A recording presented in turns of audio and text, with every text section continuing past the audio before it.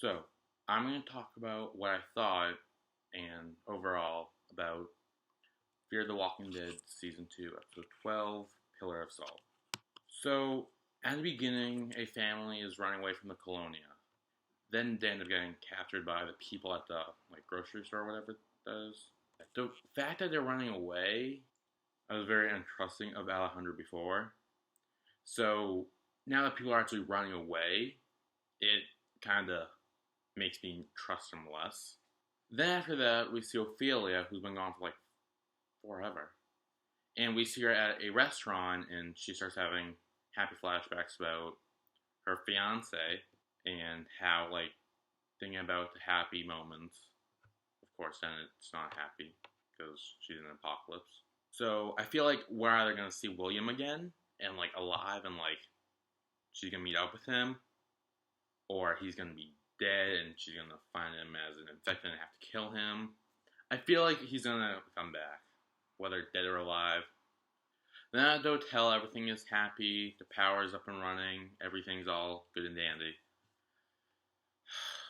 Until that one, the mother of the dead bride, decides to go crazy and stab Strand.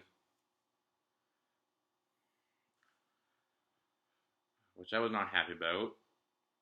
So Madison, Ilana, and Oscar have to go to the grocery store and get medical supplies to help Strand. Then at the Colonia, Alejandro is going on having another cult meeting or whatever, and talking very crazy, and then he starts accusing Luciana of wanting to leave him. So he's getting very paranoid, and I already didn't really trust him when I found out he had a bite on his shoulder and lived. So then Madison and Ilana are able to get into the grocery store. So they see Ilana's nephew, and then he goes to get the supplies. But when he's gone, Madison overhears to the family, the mother and dad of the family, getting interrogated, wondering where the camp is. And then Madison thinks they're talking about them, and Ilana's like, no, they're just talking about some Colonia, it doesn't matter. Then Ilana tells Madison that they're talking about someone named Luciana and an American with ratty hair and drugs.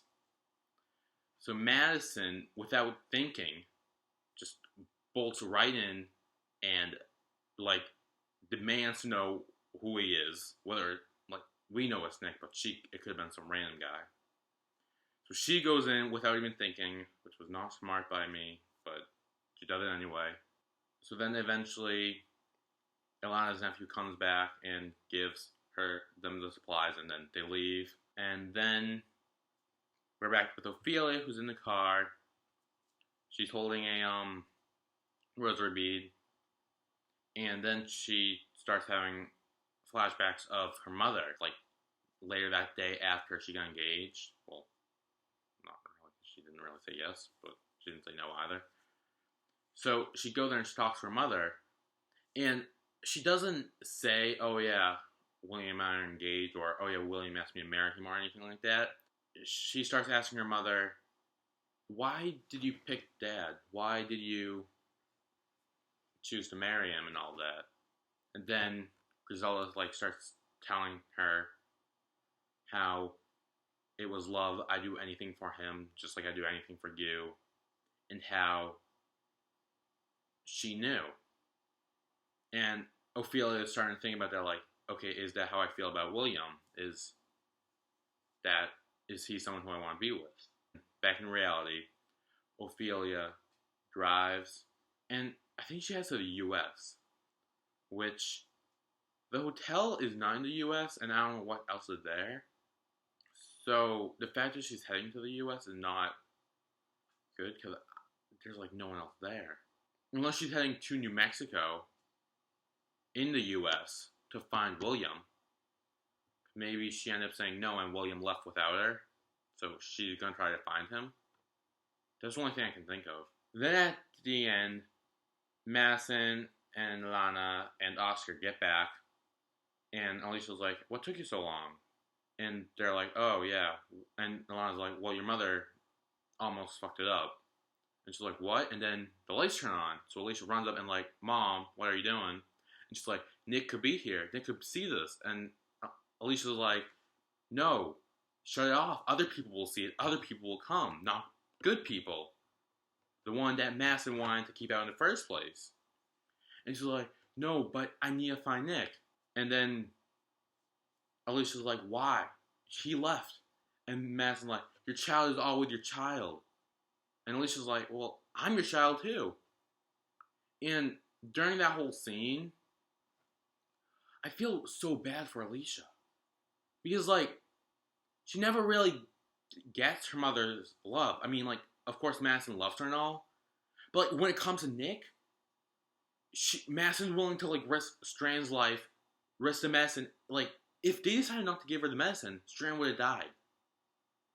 She risked Strand's life to find someone who we know is Nick, but it could have been anyone else.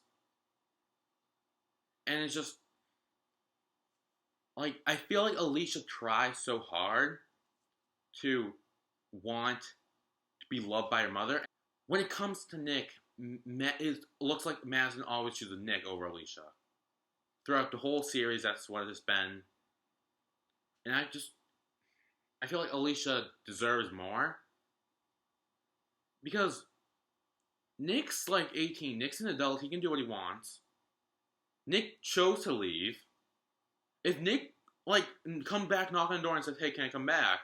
Like, yeah, he can come back, but, like, you can't make someone do something they don't want to. Especially if he's 18, like, over 18, he's an adult. He can do what he wants. He can make his own decisions, and he did. And he's doing pretty well for himself. I mean, he's in the Colonia with his new girlfriend. Like, his life seems to be pretty good. And then, at the very end, we see a figure in the bath looking at the hotel when Madison shuts it off. And then the camera pans over, and it turns out that the figure was Travis. Now, this was very interesting because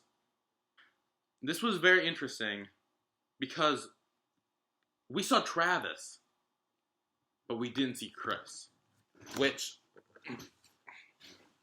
hello, this is Edna. Okay, get down. Ugh.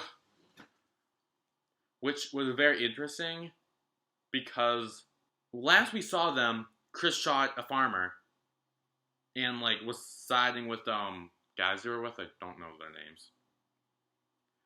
So that leads me to think, okay, either Travis left that group and Chris decided to stay, or somehow Chris died and Travis left. Maybe they killed him or whatever. I don't think they did, though, because they seem to really like Chris. Or maybe Chris died some other way, and maybe Travis went on off his own. Or maybe Travis just went on his own, and then Chris died. I don't know. So I feel like next episode, we're going to see Travis' side. Why Travis was there alone without Chris. What happened to Chris? Where is he? I also feel like we're going to get...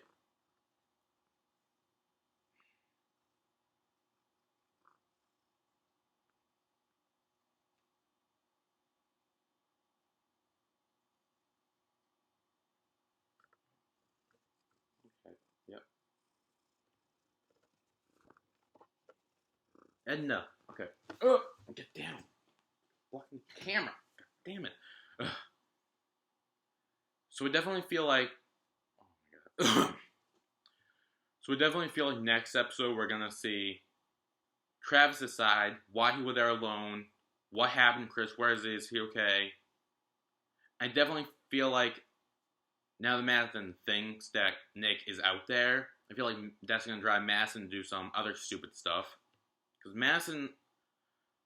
I like Madison, but when Madison reaction to when she turned on the lights and all that, try to find Nick, that was just plain stupid. She doesn't think when it comes to Nick. Like, when it's Nick, she's like, okay, I'm going to find him no matter what. And I don't like that about Madison. Like, I like Madison overall. But it's just, that whole part is just, I don't like how she does it. I think that's about it. So yeah.